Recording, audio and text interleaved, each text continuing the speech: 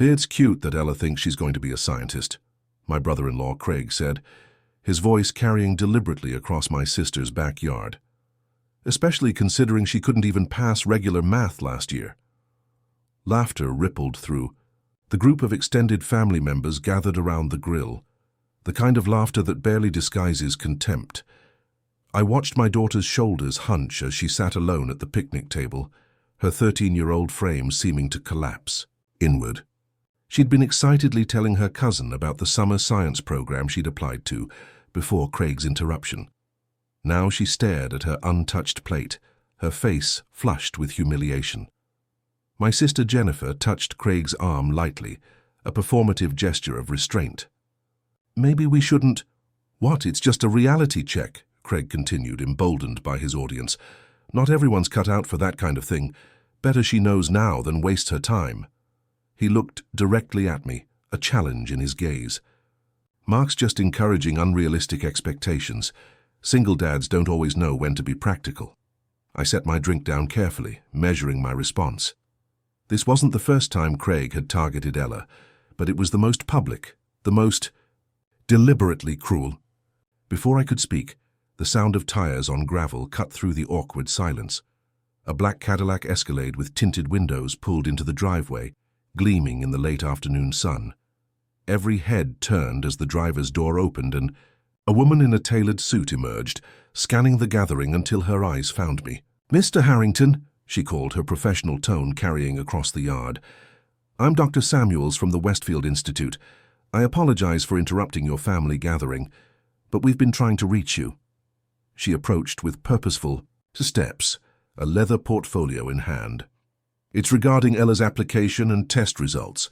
The committee asked me to deliver this personally given the circumstances." The smug expression on Craig's face faltered as curious murmurs spread through the family circle. Ella looked up, confusion and hope warring in her expression. I moved to stand beside my daughter, placing a protective hand on her shoulder as Dr. Samuels reached us. "Test results?" I asked, though I knew exactly what she was referring to. This was precisely the moment I had been planning for weeks. "Yes," Dr. Samuels replied, opening her portfolio with a practiced flourish.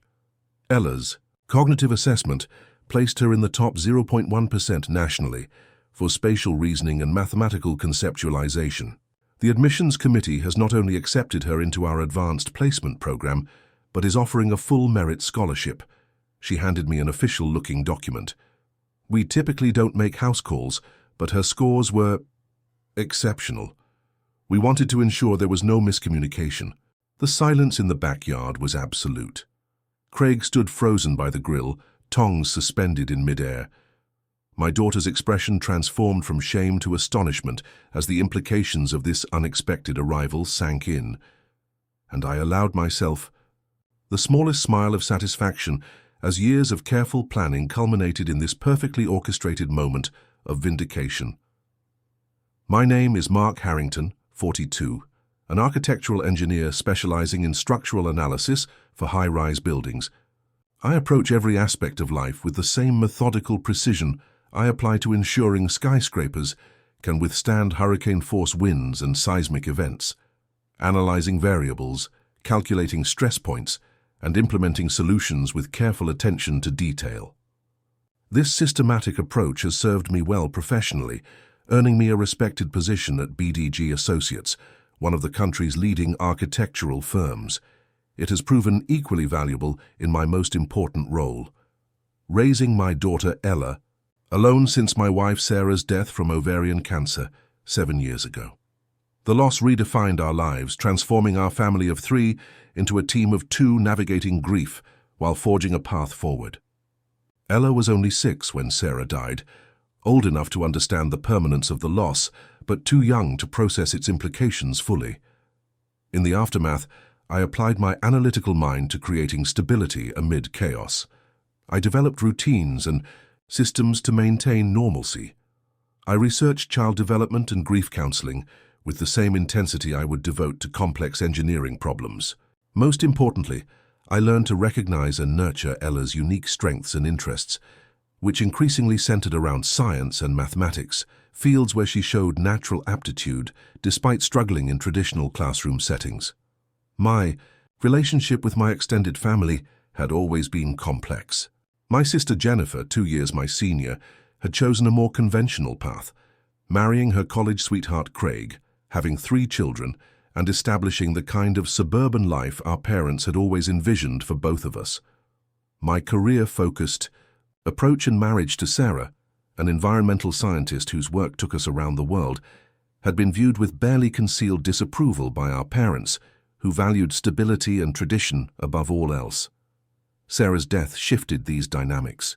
Further, suddenly I was the object of collective pity and patronizing concern. My parenting decisions were questioned constantly, with advice offered regardless of whether it was solicited.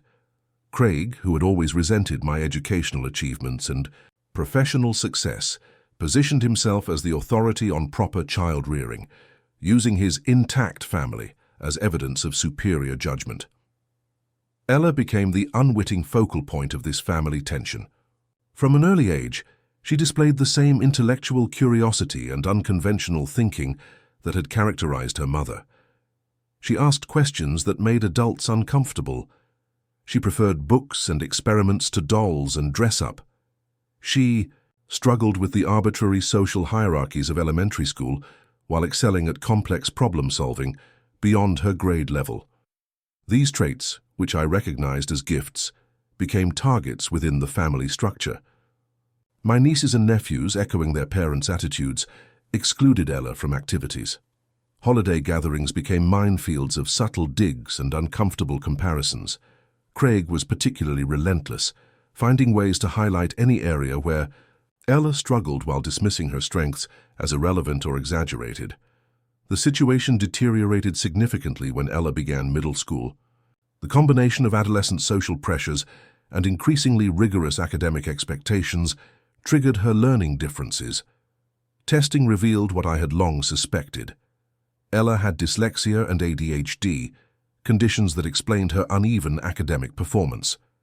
She processed information differently, struggling with traditional teaching methods, while demonstrating remarkable abilities in visual spatial reasoning and conceptual mathematics. Rather than seeking to understand these differences, my family used them as confirmation of their narrative. Comments about Ella's academic struggles became more frequent and pointed. Jennifer's oldest daughter, Maddie, who excelled in the conventional metrics of school success, was held up as the example Ella should emulate. The implicit message was clear. Ella was deficient and my parenting was to blame. I approached this challenge as I would any engineering problem, methodically gathering information, consulting experts, and developing a comprehensive strategy. I enrolled Ella in specialized tutoring programs. I advocated for appropriate accommodations at school. Most importantly, I sought environments where her unique cognitive profile was recognized as valuable rather than deficient. The breakthrough came when I discovered the Westfield Institute, a prestigious program for students with exceptional abilities in STEM fields. Their approach specifically accommodated different learning styles while challenging students at their actual capability level rather than age-based expectations. The application process was rigorous, requiring comprehensive cognitive assessments and demonstration of exceptional aptitude regardless of previous academic performance. When Ella expressed interest in applying, I supported her fully while managing expectations. The program accepted fewer than 100 students nationally each year. Competition was intense, but I recognized in the assessment metrics the exact areas where Ella's mind naturally excelled, despite her struggles with traditional classroom approaches. The testing was extensive, 6 hours of evaluations measuring everything from spatial reasoning to mathematical intuition to scientific thinking. Ella emerged exhausted but energized, saying for the first time she felt the questions made sense compared to regular school assessments. Still, we agreed to keep the application private, not wanting to face the family's inevitable dismissiveness if she wasn't accepted. 3 weeks before my sister's annual summer barbecue, I received a call from Dr. Elaine Samuels, the director of admissions at Westfield. Not only had Ella been accepted, but her test scores had placed her in the highest percentile in the program's history for certain cognitive assessments. They were offering a full merit scholarship and placement in their advanced cohort, an unprecedented opportunity that would fundamentally change her educational trajectory. My first impulse was immediate celebration with Ella. My second, after reflection, was more strategic. For years, my family had positioned Ella as academically deficient, and me as a father, unwilling to accept his daughter's limitations. The timing presented a unique opportunity to correct this narrative definitively. After discussing it with Ella, who had endured years of subtle and not-so-subtle diminishment, we developed a plan. Rather than announcing the acceptance beforehand, which would likely be met with dismissive congratulations at best, we arranged for Dr. Samuels to deliver the news in person during the family gathering. The director had originally offered to meet us at my home the following week, but when I explained the situation, she immediately understood the significance of the timing and agreed to the adjusted arrangement, which is how we found ourselves, standing in my sister's backyard, watching the stunned expressions of family members as Dr. Samuels outlined the details of Ella's extraordinary achievement and the prestigious opportunity it represented. The Westfield program is highly selective, Dr. Samuels continued, seemingly oblivious to the tension surrounding her. We are particularly interested in Ella's approach to non-linear problem-solving. Her cognitive testing revealed patterns of thought that align with some of our most successful graduates, including 2 recent Rhodes Scholars and a Fields Medal recipient. Craig had abandoned his position at the grill and was now attempting to insert himself into the conversation. Well, this is certainly a surprise. Ella's always struggled in school. Common with exceptional minds, Dr. Samuels interrupted smoothly. Traditional educational environments can be particularly limiting for students with Ella's cognitive profile. Einstein himself struggled with conventional schooling, as did many of history's most innovative thinkers. My sister Jennifer approached, her expression a complex mixture of embarrassment and attempted recovery. We're all very proud of Ella, of course. The family has always supported her. I could have contradicted this obvious falsehood, called out the years of subtle undermining and outright dismissal. Instead, I simply placed my arm around Ella's shoulders as she stood a little straighter, her eyes bright with vindication. The program begins in September, I explained to the gathered family. Ella will be commuting to the Westfield campus 3 days a week. The other 2 days will involve remote learning and independent research projects. Research projects? At E13, Craig couldn't help himself, though his tone had lost its earlier confidence. Dr. Samuels smiled politely. Our program is designed to meet students at their capability level rather than arbitrary age designations. Ella's assessment indicates she's ready for university-level work in certain areas, particularly theoretical mathematics and physics. The conversation continued, with various family members suddenly discovering long-held faith in Ella's academic potential. My mother, who had remained silent throughout the earlier mockery, now approached to hug her granddaughter, whispering something in her ear that made Ella smile genuinely for the first time that afternoon. After touring the grounds of my sister's property with Dr. Samuels, discussing program details while the family barbecue continued in subdued confusion behind us, we walked the director back to her vehicle. "Thank you," I said quietly. "This meant more than you know." Dr. Samuels glanced back toward the gathering. "I've worked with gifted children and their families for 15 years, Mr. Harrington. I understand family dynamics better than most." She smiled at Ella. "Sometimes exceptional minds need exceptional advocacy. You're fortunate to have a father who understands that." After Dr. Samuels departed, Ella and I rejoined the barbecue where the atmosphere had shifted noticeably. Conversations halted awkwardly as we approached. Looks were exchanged. My nieces and nephews regarded Ella with newfound curiosity, while the adults attempted normal interactions, overlaid with obvious recalibration of their previous assumptions. Craig maintained his distance for the remainder of the afternoon, his usual domineering presence subdued. When it came time to leave, he approached us in the driveway, his expression carefully neutral. "Congratulations, Ella. he said stiffly. Sounds like a good opportunity. Ella regarded him steadily. 13. Going on 30 in her composure. Thank you, Uncle Craig. I'm looking forward to finally being challenged appropriately. The subtle emphasis on appropriately wasn't lost on either of us. Craig nodded once and turned away, his usual confident stride notably absent. As we drove home, Ella was quiet for several miles before speaking. Do you think they'll treat me differently now? I considered the question carefully. Some will adjust their perspective because they've been confronted with evidence they can't dismiss. Others may double down on their previous views to avoid acknowledging they were wrong. People are complicated, especially family. She nodded, processing this. I'm glad we did it that way. I was tired of feeling like I had to apologize for being different. You never need to apologize for who you are, I said firmly. Different isn't deficient. It's just different, and sometimes different changes the world. The weeks following the barbecue brought noticeable shifts in family dynamics. My sister Jennifer called to invite Ella to help her daughter Maddie with a science project. A transparent attempt at reconciliation that nonetheless represented progress. My mother began sending articles about women in STEM fields, a small but meaningful acknowledgement of Ella's path. Various cousins and aunts found reasons to connect, their previous dismissiveness replaced with awkward but genuine interest. Craig maintained his distance, his pride still wounded. I neither expected nor sought reconciliation there. Some relationship dynamics are best managed through boundaries rather than forced healing. The most significant change, however, was in Ella herself. The public validation of her abilities had unlocked a new level of confidence. She stood straighter, spoke more assertively, engaged with the world more boldly. The approach of the Westfield program energized rather than intimidated her, confirming what I had always known.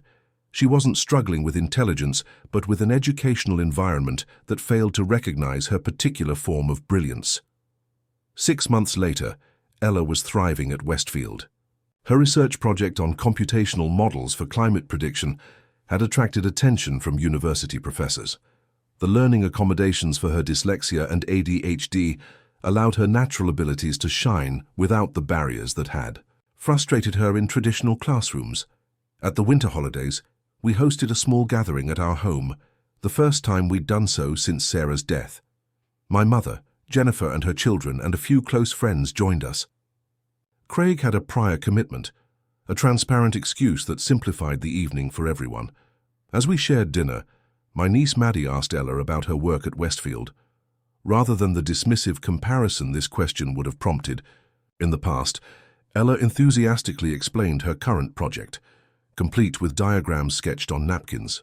To my surprise, Maddie listened with genuine interest, asking thoughtful follow-up questions. Later, as the gathering wound down, my sister pulled me aside. I owe you an apology, she said, uncharacteristic humility in her voice. Craig has been hard on Ella, and I let it happen. Yes, you did, I agreed, not softening the truth. Jennifer nodded, accepting this. I think I was intimidated by how you parent. You see Ella so clearly, accept her completely. It made me question my own approaches. She glanced toward the living room, where our children were playing a board game together. I've got some work to do with my own kids. This acknowledgement didn't erase years of subtle undermining, but it represented a step toward healthier family dynamics. Ella doesn't need anyone to lower their expectations for her, I said. She just needs them to recognize that her path looks different while still leading somewhere valuable. As the evening ended and our guests departed, Ella and I sat on the front porch watching the winter sky. Do you think Mum would be proud? She asked quietly, a rare reference to the mother she remembered more as a feeling than a collection of specific memories. Beyond proud, I assured her. She always said your mind worked like a kaleidoscope, seeing patterns and connections invisible to everyone else. That's exactly what's making you successful now. Ella smiled, leaning against my shoulder. I'm glad you understood, even when no one else did. They mocked my daughter at a family BBQ, then a black SUV pulled up and changed everything. The director of an elite academic program personally delivered news of Ella's exceptional test results and full scholarship, transforming years of dismissal into stunned recognition. But the real change wasn't in my family's perception.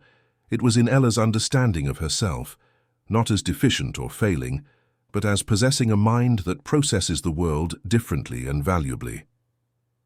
As an engineer, I understand that structural integrity isn't about conforming to a single design, but about ensuring each element functions according to its unique properties and purpose. The same principle applies to raising a child like Ella. My job was never to force her into conventional patterns, but to create conditions where her natural strengths could flourish. Sometimes advocacy requires public vindication, as it did that summer afternoon. More often it involves quiet, consistent support, the daily affirmations that build internal confidence resistant to external criticism. Both approaches serve the same ultimate goal: helping exceptional children recognize their value in a world that too often mistakes different for deficient. Today, Ella continues to defy conventional expectations, her mind solving problems in ways that challenge established methodologies. The family members who once dismissed her now reference her accomplishments in conversation with others. But more importantly, she moves through the world with the quiet confidence of someone who knows her worth isn't determined by others' limited understanding. The black SUV that arrived at that family barbecue didn't just deliver academic validation. It delivered something far more valuable: the public confirmation of what Ella and I had always known privately, that minds like hers don't need fixing. They need freedom, opportunity, and occasionally, the perfect moment of vindication.